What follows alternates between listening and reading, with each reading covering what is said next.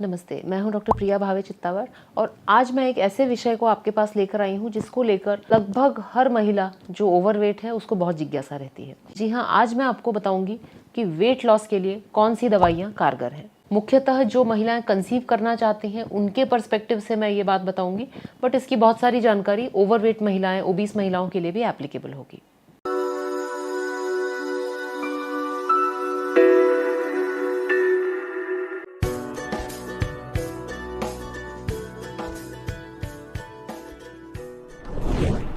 Weight loss, हम में से 80% लोग अपना वजन कम करना चाहते हैं। आमतौर पे कहा जाता है कि यदि आप डाइट फॉलो करें, यदि आप एक्सरसाइज करें, यदि आप फिजिकली एक्टिव रहें तो आपका वजन आप कम कर सकते हैं। और हम सब ये जानते हैं कि कई बार केवल डाइट और एक्सरसाइज काफी नहीं होता। कई बार हमारा मेटाबॉलिज्म स्लो रहता है, कभी कभी कुछ जेनेटिक फैक्टर्स होते हैं, कभी कभी कुछ मेडिकल कंडीशंस होती हैं जिनके कारण कोशिश करने के बाद भी जो हमें रिजल्ट चाहिए वेट लॉस में वो हमें नहीं मिल पाता। ऐसे समय पे हमेशा दिमाग में ख्याल आता है कि क्या ऐसी कोई दवाई, ऐसा कोई टीका, ऐसा कोई इंजेक्शन है जिससे हम वेट लॉस कर सकें, या जो हमारा वेट लॉस डाइट और एक्सरसाइज से हो रहा है उसमें हमें इन दवाओं से मदद मिल सके।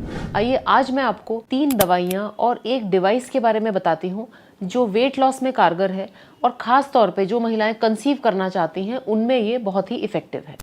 इस वीडियो में मैं वेट लॉस सर्जरी की बात नहीं करूंगी, केवल वेट लॉस के लिए जो दवाइयां और डिवाइसेस हैं उनकी हम चर्चा आज करेंगे। प्लीज इस वीडियो को लाइक करिए, हमारे चैनल को सब्सक्राइब करिए और अधिक से अधिक हमारे वीडियोस को शेयर करिए जिससे ये जानकारी अधिक से अधिक लोगों तक पहुंच के उन्हें बेनिफिट कर सके। और आइए अब चलते हैं वेट लॉस के लिए कारगर दवाइयों की ओर। सबसे पहली दवाई जो वेट लॉस के लिए दी जाती है वो है मेटफॉर्मिन।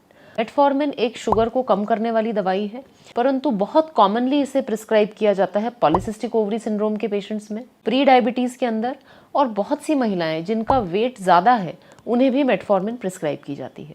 मेटफॉर्मिन बेसिकली बहुत सालों से दवाई है और काफी सेफ है, और यदि हम इसके वेट लॉस में परिणाम देखें तो लगभग 70% पेशेंट्स को मेटफॉर्मिन से करीब 5 से 6% का वेट लॉस होता है, परंतु बचे हुए जो 30 से 40% मरीज हैं उन्हें मेटफॉर्मिन से वेट लॉस नहीं होता है। कभी कभी मेटफॉर्मिन का एक पैराडॉक्सिकल इफेक्ट देखा गया है कि इससे एपेटाइट बढ़ जाती है और पेशेंट का एक्चुअली मेटफॉर्मिन लेने पे वजन बढ़ने लग जाता है। मेटफॉर्मिन से जो वेट लॉस होता है वो बहुत ही मॉडेस्ट है और साथ ही शॉर्ट एक्टिंग है। जैसे बॉडी मेटफॉर्मिन से यूज्ड टू होती है वैसे वैसे इससे होने वाला वेट लॉस कम हो जाता है, और इसके बाकी जो इफेक्ट्स हैं, शुगर के ऊपर जो इफेक्ट्स हैं वो तो चलते रहते हैं, पर उन तो आमतौर पे वेट लॉस जो है वो प्लेटो हो जाता है। अच्छी बात मेटफॉर्मिन की ये है कि ये बहुत ही सस्ती दवाई है, बहुत सालों से या इनफैक्ट यूं कह लीजिए दशकों से ये टेस्टेड है, और इसके साइड इफेक्ट्स जो हैं वो बहुत ज्यादा नहीं है। अधिकतर पेशेंट्स इसे प्रॉपरली टॉलरेट कर लेते हैं। अब दूसरी जो दवाई है वेट लॉस की वो है फेंटरमीन। फेंटरमीन एक एम्फेटामिन ग्रुप की दवाई है।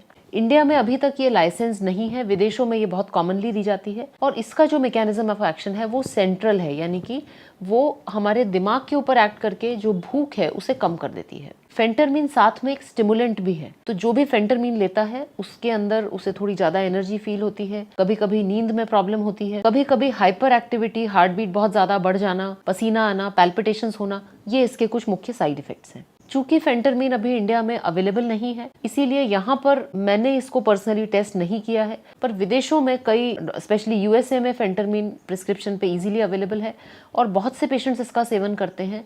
10 से 15% तक का वेट लॉस इसमें आपको मिलता है, और मेनली इसका जो इफेक्ट है वो एपेटाइट को सप्रेस करके मिलता है। तीसरा जो ड्रग है वो है GLP-1 एनालॉग। जी हाँ, GLP-1 एनालॉग ने एक, मान लीजिए, पूरे विश्व में एक तरह से धूम मचा के रखी हुई है। सबसे पहला जो GLP-1 एनालॉग था वो लीराग्लूटाइड था और टीके के तौर पे दिया जाता था, विक्टोजा नाम से वो अवेलेबल था इंडिया में, परंतु इसका इंजेक्शन लेना पड़ता था और इससे वेट लॉस तो होता था पर इसके कुछ साइड इफेक्ट्स थे, जैसे कि उल्टी आना, डकारे आना, बहुत ज्यादा पेट में भारीपन लगना। इस कारण विक्टोजा जो है ये कभी भी बहुत मेन स्ट्रीम ड्रग नहीं बन पाया। GLP एनालॉग्स यानी कि ग्लूकागॉन लाइक पेप्टाइड 1 एनालॉग्स, इनके मल्टीपल एक्शंस होते हैं वेट लॉस के, जिसमें कुछ सेंट्रल हैं, कुछ गट से रिलेटेड हैं, पर मेनली ये एपेटाइट को कम करते हैं और पेट का जो खाली होने का मैकेनिज्म होता है, गैस्ट्रिक एम्प्टीइंग है, उसको ये धीरे कर देते हैं। तो खाना ज्यादा समय तक पेट में रहता है, भूख नहीं फील होती और पेशेंट जो है वो खाना कम कर देते हैं। परंतु ध्यान रखने वाली बात है कि GLP-1 एनालॉग्स हमेशा डाइट और एक्सरसाइज के साथ लिए जाते हैं, अकेले लेने से ये बहुत इफेक्टिव नहीं होते। जनवरी 2020 में भारत सरकार ने GLP-1 एनालॉग ओरल जिसका नाम है सीमाग्लूटाइड उसको लाइसेंस दे दिया है। लाइसेंस इसको टाइप 2 डायबिटीज के लिए मिला है, परंतु ऑफ लेबल यूज में ओबेसिटी में ये एंडोक्राइनोलॉजिस्ट के प्रिस्क्रिप्शन से लिखी जा सकती है।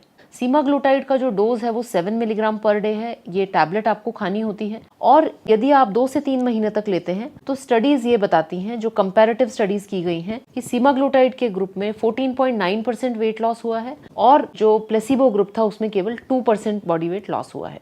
यानी कि अभी तक की जो दवाइयां हैं उसमें सीमाग्लूटाइड डेफिनेटली इम्प्रूव्ड है और इसके रिजल्ट ज्यादा अच्छे हैं। ध्यान रखने वाली ये बात है कि इसके कुछ साइड इफेक्ट्स हैं जो शुरू में काफी परेशानी देते हैं। सबसे पहला, चूंकि ये पेट का खाली होने की क्षमता को धीरे कर देती है, तो इसके कारण नौशिया होना, वॉमिटिंग होना, पेट भरा भरा लगना, ब्लोटेड लगना, ये बहुत कॉमन है। कई पेशेंट्स शुरुआत के फेज में इन साइड इफेक्ट से परेशान होकर इसे छोड़ भी देते हैं। धीरे धीरे आपकी बॉडी इसके लिए यूज्ड टू हो जाती है, बट यूजुअली हम इसे 3 से 6 महीने तक ही देते हैं। और स्टॉप करने के बाद कभी कभी एक पैराडॉक्सिकल इंक्रीज होता है एपेटाइट में। तो जो भी पेशेंट सीमाग्लूटाइड ले रहे हैं वेट लॉस के लिए, उन्हें ये चीज ध्यान रखनी है कि वेट लॉस जब आप टैबलेट से कर रहे हैं साथ साथ में डाइट और एक्सरसाइज भी करें, क्योंकि नहीं तो जब आप ये टैबलेट को छोड़ेंगे तो आपका रिबाउंड जो है वो वेट गेन हो जाएगा। सीमाग्लूटाइड एक तरह से बहुत अभी नई दवाई है और अभी तक जो है ये प्रेगनेंसी में यूज के लिए अप्रूव्ड नहीं है। चूंकि ये नई दवाई है, इसलिए यदि आप कंसीव करना चाहते हैं तो ट्राई करने के कम से कम 2 महीने पहले इसे आपको छोड़ देना है। ये बहुत इंपॉर्टेंट है क्योंकि कई सारी ओवरवेट महिलाएं हैं जो मेरे पास आती हैं, वो साथ साथ में कंसीव करने की भी कोशिश कर रही होती हैं। तो वो ऐसे समय पर मेटफॉर्मिन ले सकती हैं, परंतु वो सीमाग्लूटाइड नहीं ले सकती, क्योंकि अभी भी यदि आप ट्राई करना चाहते हैं तो सीमाग्लूटाइड को आपको ट्राई करने के 2 महीने पहले बंद करना होगा। लैक्टेटिंग महिलाओं में, प्रेग्नेंट महिलाओं में सीमाग्लूटाइड नहीं दी जा सकती है। लास्ट में मैं आपको बताऊंगी एक डिवाइस के बारे में। ये डिवाइस है इंट्रागैस्ट्रिक बलून। ये एक कैप्सूल की तरह होता है। एक कैप्सूल को आप निगलते हैं, परंतु पेट में जाके ये बलून का आकार ले लेती है और ये लगभग 10 से 20% आपको बॉडी वेट लॉस करके देती है। मेरे हिसाब से ये जो पेशेंट कंसीव करना चाहते हैं उनके लिए बहुत ही कारगर है। उसका कारण ये है कि ये एक मैकेनिकल डिवाइस है, ये कोई दवाई नहीं है जो आप खा रहे हैं। मैकेनिकली ये पेट को एक तरह से ऑक्यूपाई करती है और इससे आपकी भूख कम हो जाती है। और जो पेशेंट कंसीव करना चाहते हैं वो इमीडिएटली 3 से 4 महीने के बाद कंसीव करने के लिए ट्राई कर सकते हैं। 3 से 4 महीने के बाद ये बलून अपने आप ही मोशन में पास हो जाता है और इसको निकालने के लिए अलग से प्रोसीजर नहीं करना पड़ता। तो ये जो बलून है इसे स्वॉलो बलून कहा जाता है। और मेरे कई पेशेंट्स जो IVF के पहले वेट लॉस चाहते हैं, जो कंसीव होने के पहले वेट लॉस चाहते हैं, वो डाइट और एक्सरसाइज के साथ साथ जब इंट्रागैस्ट्रिक बलून का यूज करते हैं तो उनके अंदर मैंने बहुत अच्छे रिजल्ट्स देखे हैं। आशा करती हूँ कि वजन कम करने के बारे में ये जानकारी आप सबके लिए उपयोगी सिद्ध होगी। इस बारे में आपकी कोई भी जिज्ञासा है तो ज़रूर कमेंट सेक्शन में लिखिए, हम अपने नेक्स्ट वीडियो में उसे ज़रूर लेंगे। धन्यवाद।